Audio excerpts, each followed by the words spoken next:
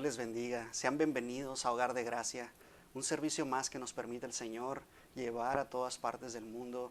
Y gracias al Señor porque cada persona que se ha conectado, cada persona que ha estado viendo los servicios por medio de las redes sociales, solamente es un medio por el cual el Señor nos ha permitido llevar el Evangelio a todas las naciones. Y eso es nuestra visión, llevar el Evangelio a todas las naciones y hacer esos discípulos, enseñarles que Cristo murió por nosotros en la cruz del Calvario, que resucitó y que dio su vida por nosotros, para nosotros volver a ser reinjertados en el olivo original.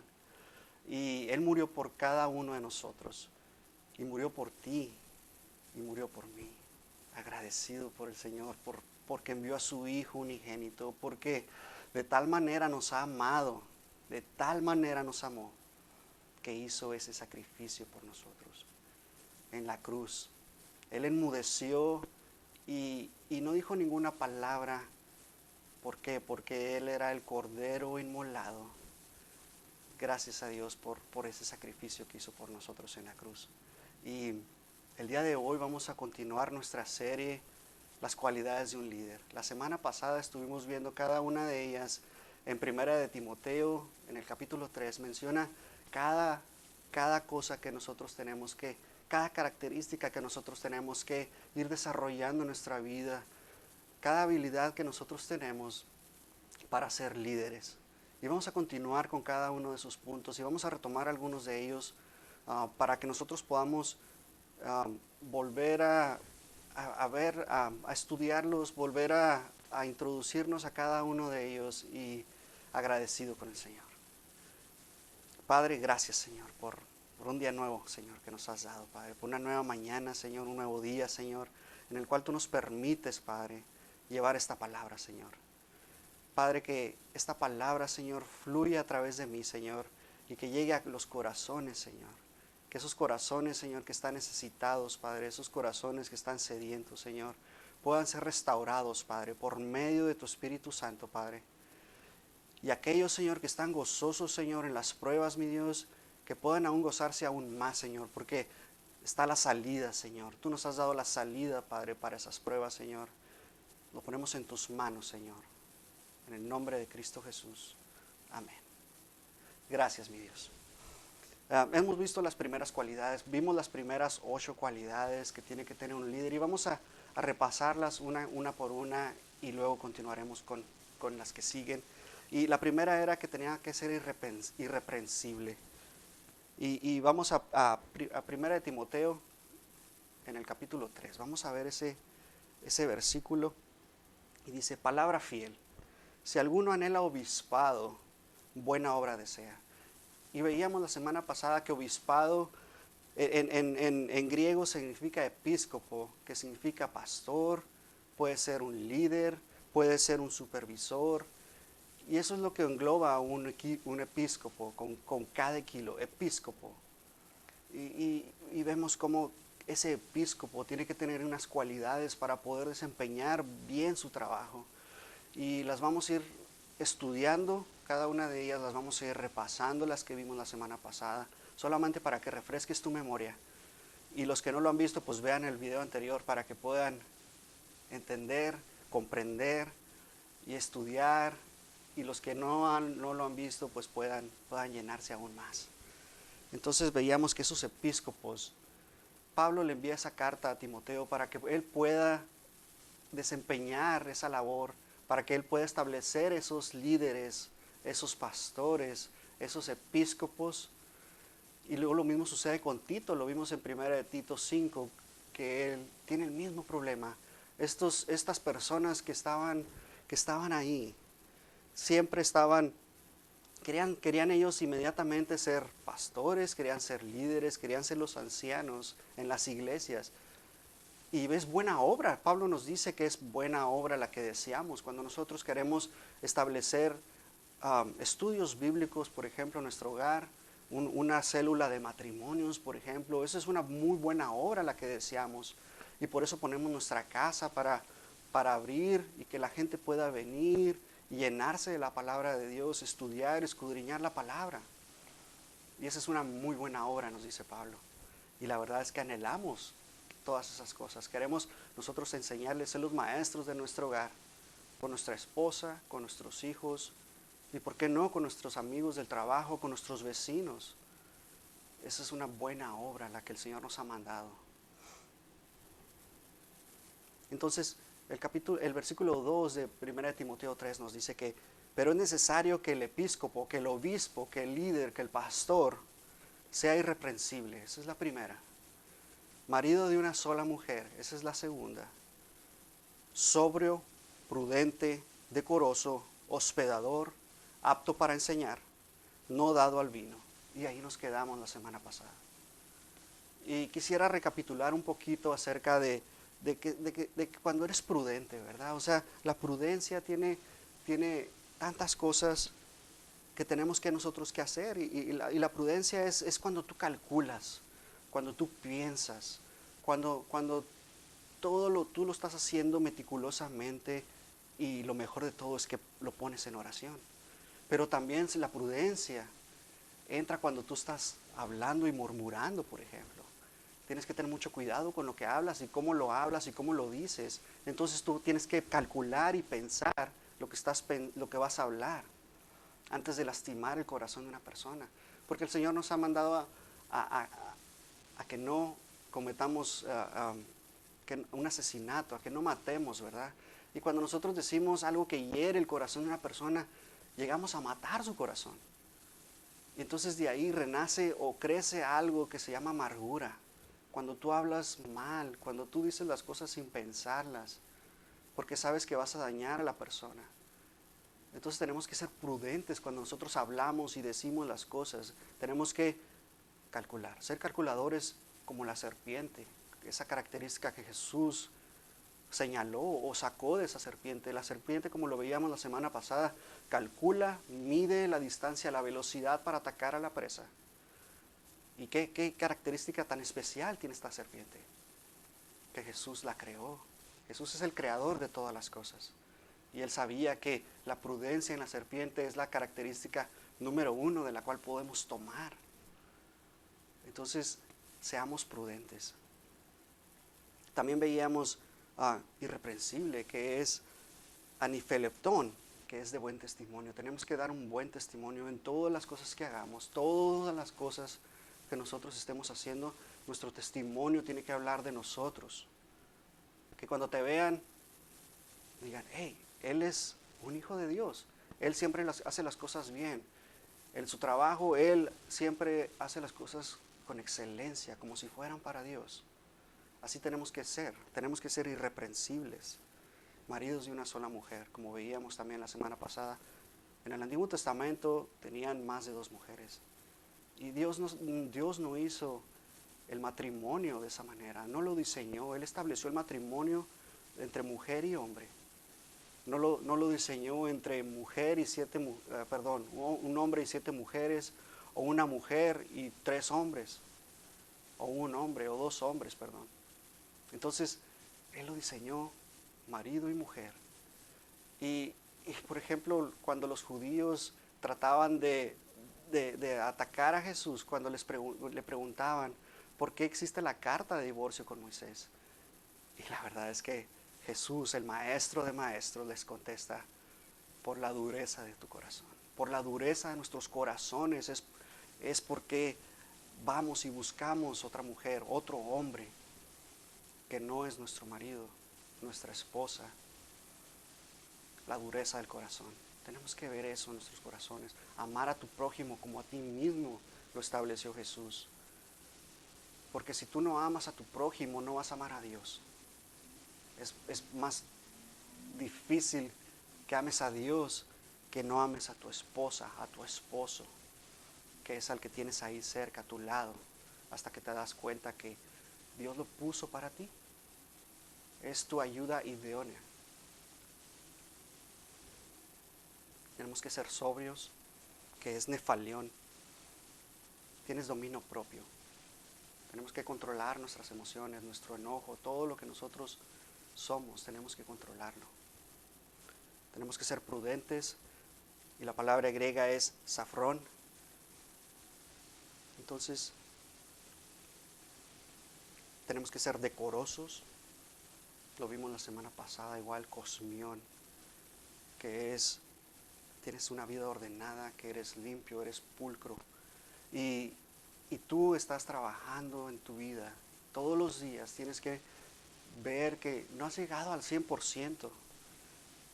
Estaba platicando con unos hermanos y me dice, ¿sabes qué, Javes?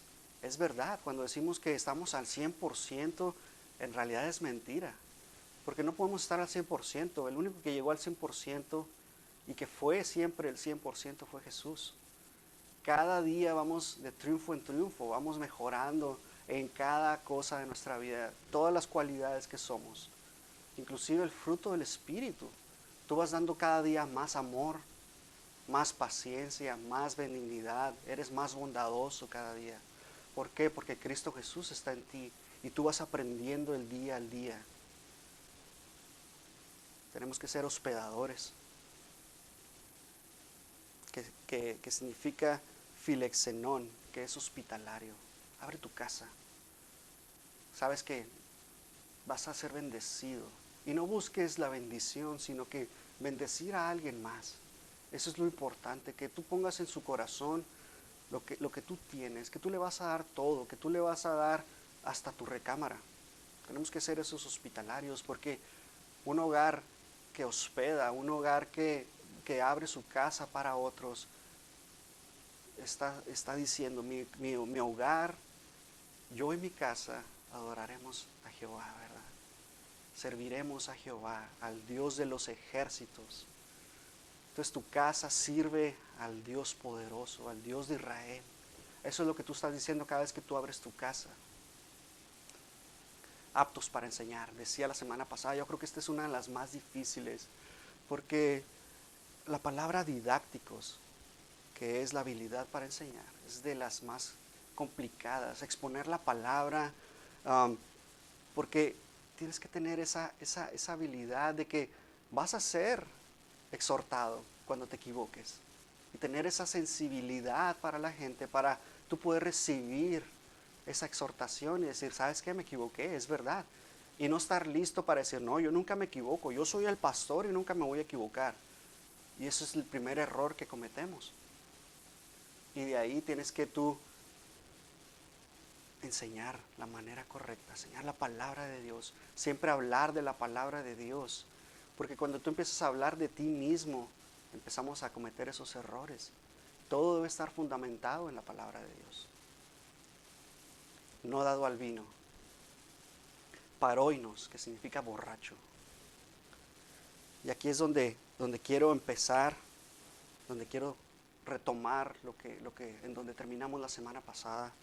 Y una persona que es una persona borracha no tiene dominio propio, no es prudente, no, no es sobria, no es decorosa. Yo veo los borrachos ahí tirados en la calle, inclusive todos vomitados, orinados, pidiendo dinero para seguirse emborrachando. Entonces, esta cualidad debemos de tenerla muy en claro. Y no te estoy diciendo, la palabra de Dios respalda, ¿verdad? O sea, no te dice que es pecado, no te dice que no bebas, te dice que bebas, que es permitido, pero tenemos que tener mucho cuidado con lo que hacemos. ¿Dónde estamos haciendo eso? Los que lo están haciendo. Porque vamos a poner este ejemplo, y este es un ejemplo que estuve viendo con la pastora la semana pasada. Estamos hablando de los hijos. ¿Qué pasa si tú estás tomándote tu copa de vino, una cerveza, y tus hijos te están viendo? ¿Qué ejemplo le estás dando a tus hijos cuando tú haces eso enfrente de ellos? ¿Qué les vas a decir? ¿Que está bien o que está mal? Si tú le dices que una no es ninguna, ¿qué pasa si te tomas dos? ¿Qué te van a decir ellos cuando te vean tomándote la segunda, por ejemplo? Y no quiere decir que ya con una estés borracho, estés ebrio, estés disipado. Puede ser que seas de carrera larga, como dicen en el mundo. Que una para ti sea suficiente y ya con esa estés borracho, por ejemplo. Hay gente que es así. Entonces, ¿qué le vas a decir a tus hijos cuando te vean tomándote una copa? Y el día que ellos quieran tomar una, ¿qué les vas a decir? Tú ya les dijiste que no es pecado, pero tenemos que tener mucho cuidado con esas raíces que vamos poniendo desde la niñez de nuestros hijos. ¿Qué les estamos enseñando? ¿Qué cosa? Tenemos que ser prudentes, calcular, meditar, ver qué vamos a hacer. Y como te digo, no es pecado. Pero Romanos 14 también nos dice que no seamos esa piedra de tropiezo, ¿verdad? Para que nuestro hermano caiga. Que lo que comamos no juzguemos con lo que estamos comiendo. Si nosotros comemos carne y el otro no, no le digamos que está mal. Y viceversa, si nosotros no comemos carne y él está comiendo carne, no le digas que está comiendo carne, sino todo lo contrario. Solamente no sea piedra de tropiezo. Igual con lo que bebemos. Tienes que tener mucho cuidado. La semana pasada les explicaba qué pasa con tu hermano, con tu prójimo, que ha pasado por esos problemas de alcoholismo, pero tú no sabías. Y empiezas a ofrecerle una. ¿Por qué? Porque tú eres un cristiano maduro que sabe que una no va a pasar nada, nomás para que caiga bien tu carnita que te estás comiendo. Y ese hermano dice, bueno, está bien. Y se toma esa y sucede algo en su vida, que vuelve y retrocede y cae en el alcoholismo. Así que ten mucho cuidado. Recuerda que no hay condenación para los que estamos en Cristo Jesús, pero hay una pequeña oración ahí, ¿verdad? Que estamos en la carne. Nosotros somos espíritu. Entonces tenemos que tener mucho cuidado. También recuerda que estamos en la carne, mas no militamos en la carne, ¿verdad? Entonces nosotros tenemos que ser espirituales, tenemos que nosotros llenarnos siempre del Espíritu. Y deja que el Espíritu Santo hable a tu vida en cuanto a este tema. Deja que Él te toque y te hable. Y tú solo ponlo en oración. Recuerda, no es pecado, pero tienes que ser consciente de las consecuencias que puedes acarrear, lo que puedes sembrar en tus hijos, en tus amistades. Cada vez que tú hagas eso, ten mucho cuidado. Que el pie de tu hermano, de tu prójimo no tropiece. Ten mucho cuidado.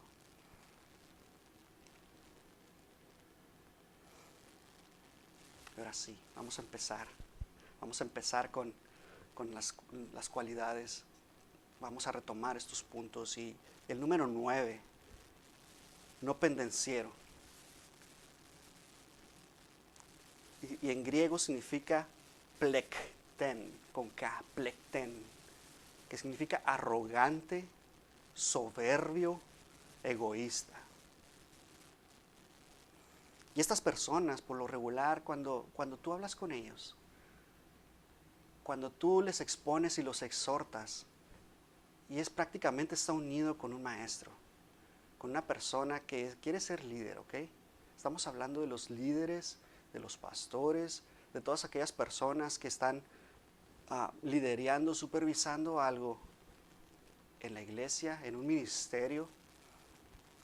Y cuando tú les quieres enseñar y les dices algo, ellos inmediatamente sacan un problema, se hacen de un problema, se lo toman muy a pecho y todo lo que les dices los daña. Y los daña de tal manera que ellos están listos con la espada a defenderse. Esa es una persona soberbia. Esa es una persona que nomás quiere demostrarte, por ejemplo, que él sabe más que tú y quiere decirte, ok, vamos a ver si me puedes contestar esta pregunta.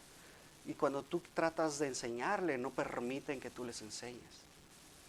Esos pequeños detalles son los que hacen que una persona sea soberbia. Y un siervo de Dios no puede ser pendenciero, no puede ser arrogante, no puede ser una persona soberbia. Y te voy a dar un ejemplo perfecto de una persona soberbia, de una persona que es pendenciera. Cuando tú, por ejemplo, en tu matrimonio, no consultas a tu pareja, digamos que la esposa hace todo a cuestas de su marido y no le dice nada es una persona arrogante.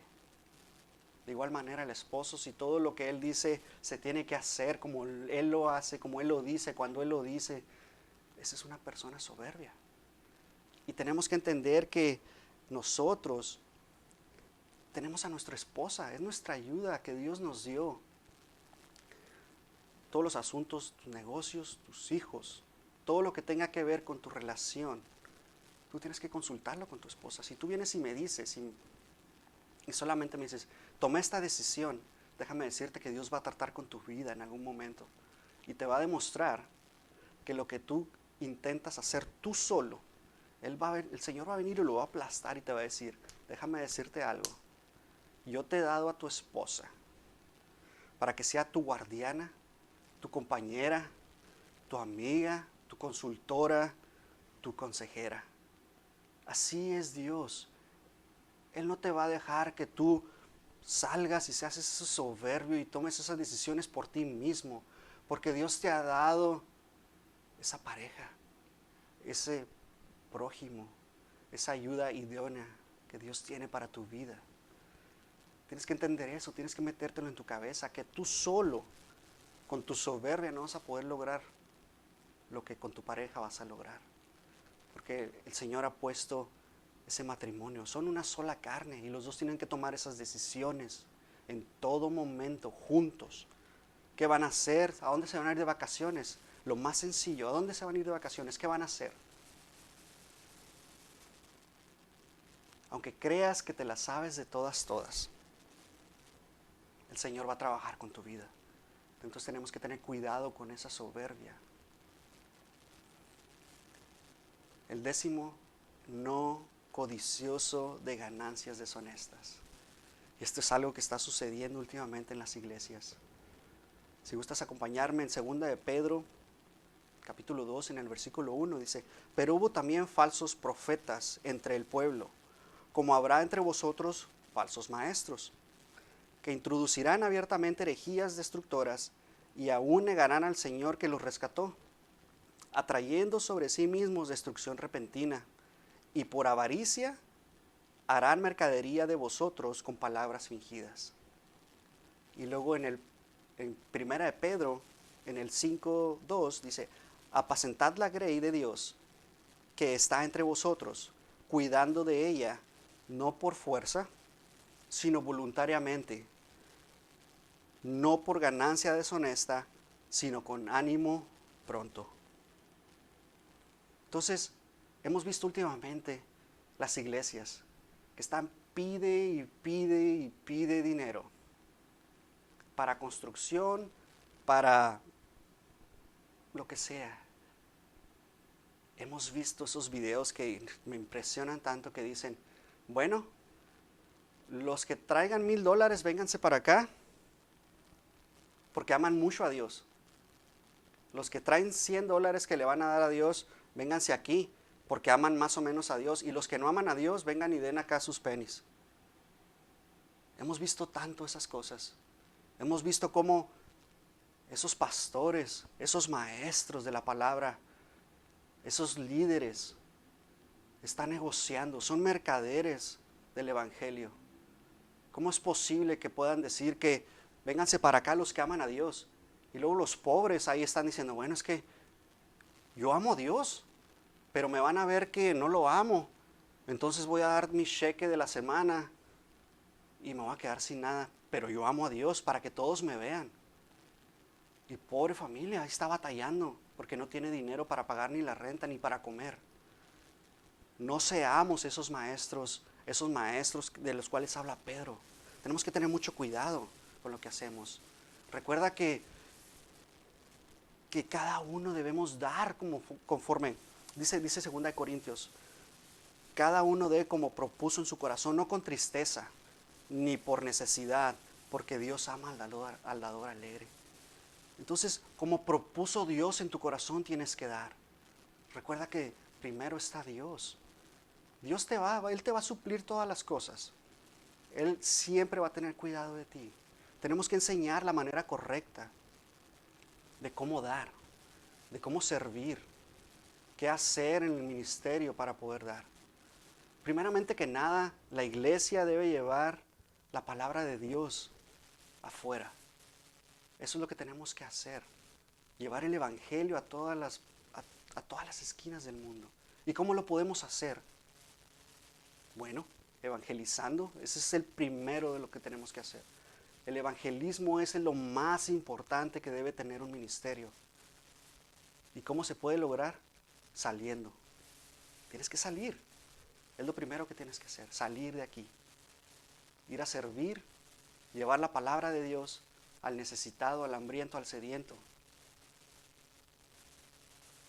Tenemos que tener cuidado también cómo lo hacemos con nuestros hijos, por ejemplo. Muchas escuelas dominicales les dicen, bueno, si tú le das $1 a Dios, Él te va a multiplicar. Y les estamos introduciendo eso a nuestros hijos.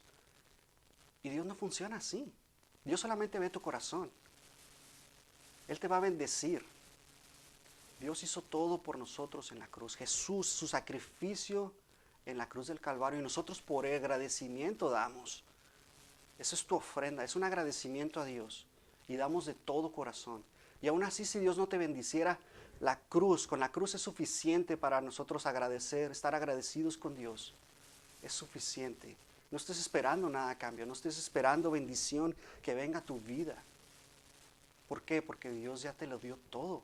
En Dios estamos completos, en Cristo estamos completos. Y Timoteo nos dice, 1 Timoteo 6:9 nos dice, porque los que quieren enriquecerse caen en tentación y lazo, y muchas codicias necias y dañosas que hunden a los hombres en destrucción y perdición. Dios ya nos dio todo. Y agradecidos con el Señor porque Él nos bendice, nos da salud, nos ha prosperado, y solamente agradecidos. ¿Y qué pasa si no eres próspero? Aún así debemos estar agradecidos porque tenemos que comer, tenemos que vestir. En 11º, la amabilidad. Tenemos que ser amables. Y la amabilidad en griego es epieiken, con K, epieiken, que significa razonable, gentil, afectuoso, acomedido. Tenemos que tener esas cualidades en la amabilidad. Tito 3, versículo 2 nos dice, que a nadie difamen, que no sean pendencieros, sino amables. Entonces, recuerden, no tenemos que ser soberbio, sino amable. Es lo que nos está diciendo Tito. Mostrando toda mansedumbre, o sea, toda amabilidad para con todos los hombres. Tito nos está diciendo que no estemos buscando pleitos, sino que seamos amables, que seamos afectuosos, acomedidos en todo lo que hagamos, que nosotros seamos serviles a todas las personas, que en ti vean esa característica de que tú vas a servir con una amabilidad, con esa mansedumbre que Dios te ha dado. Y Filipenses 4:5 nos dice que vuestra gentileza sea conocida por todos los hombres. El Señor está cerca, dice. Tu gentileza, tu amabilidad debe salir de tu corazón. Tú debes ser esa persona sensible, gentil, afectuosa. Tenemos que ser eso. Tenemos que ser apacibles. Ese es la 12ª característica, perdón. Y en griego significa amachos. Amachos, que prácticamente es la negación de apacibilidad. Es abstenerse de luchar, no pendenciero. Si ustedes se fijan, está contradiciendo esta parte de pendenciero, ¿verdad? O sea, tu apacibilidad, tú tienes que ser tranquilo, tienes que estar siempre con esa tranquilidad en tu vida. Y vamos a Tito 3, versículo 2, dice que a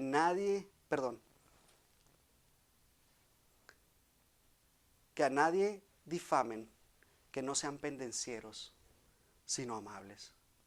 ¿Te das cuenta cómo tienes que ser amable siempre?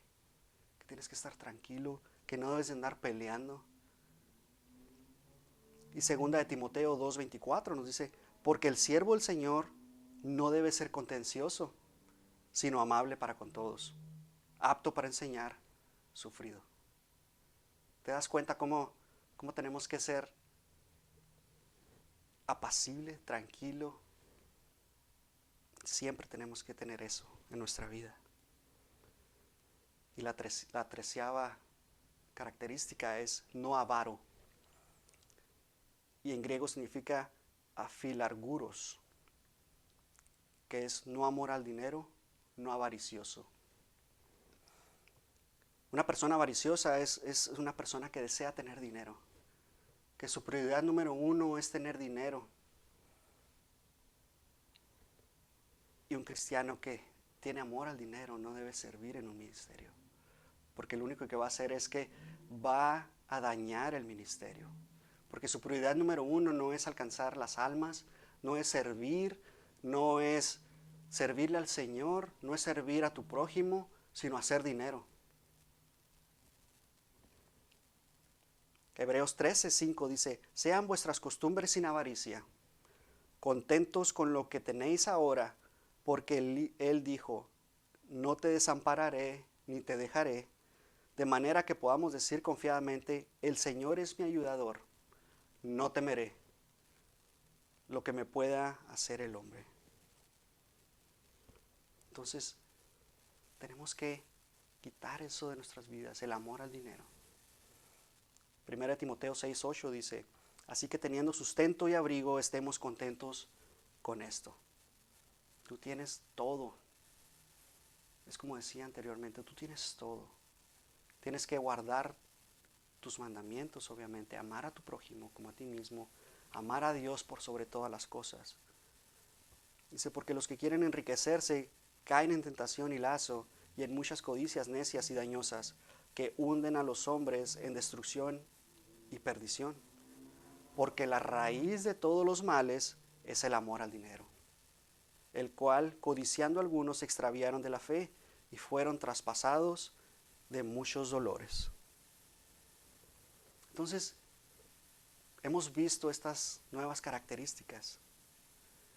Son 6 nuevas características las que hemos estudiado, las que hemos visto el día de hoy. Yo espero que puedas analizarte, puedas entrar a ese checklist y ver en cuál tienes que mejorar. Y yo sé que todas tenemos que mejorar. No me puedes decir que en una eres perfecto. En ninguna somos perfectos. Todos tenemos que trabajar en algo. Todos tenemos que trabajar en ciertas cosas de nuestra vida, en algunos más que otras. No dado al vino, no pendenciero, no codicioso de ganancias deshonestas, amable, apacible, no avaro. Sabes que el Señor tiene grandes cosas para tu vida, tiene propósitos especiales para tu vida.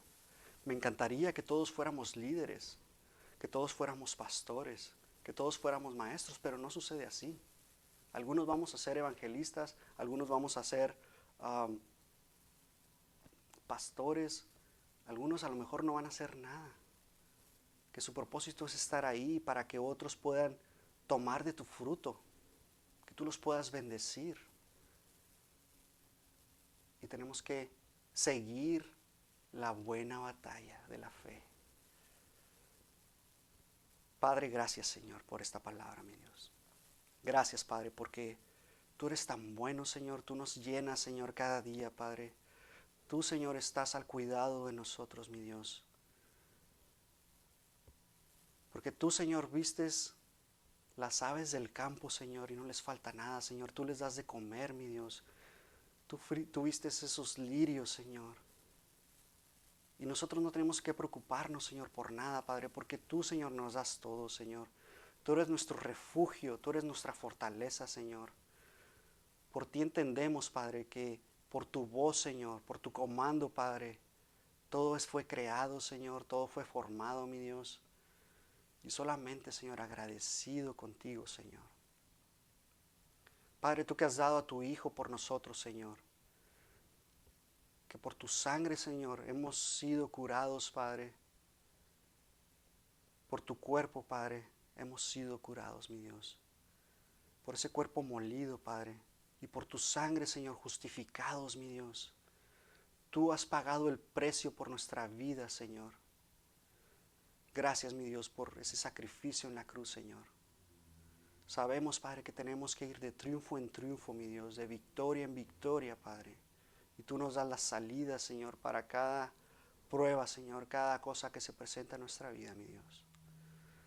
Gracias, mi Dios, porque sabemos, Señor, que la carga es pesada, Señor, pero es ligera contigo, Señor. Padre, yo bendigo a mis hermanos, Señor.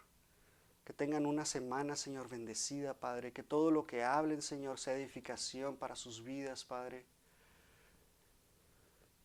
Que todo lo que toquen, Señor, sea prosperado, Señor. Gracias, mi Dios, porque tú estás en control, Señor. Entendemos, Padre, que tú, Señor, tus propósitos, Padre, son perfectos, Padre. Solo envía tus ángeles, Padre, para que nuestro pie no tropiece, Señor. Gracias, Señor, porque tú nos guardas, tú nos cuidas, Señor. Porque tu ángel, mi Dios, porque tu ángel acampa alrededor de nosotros, Señor.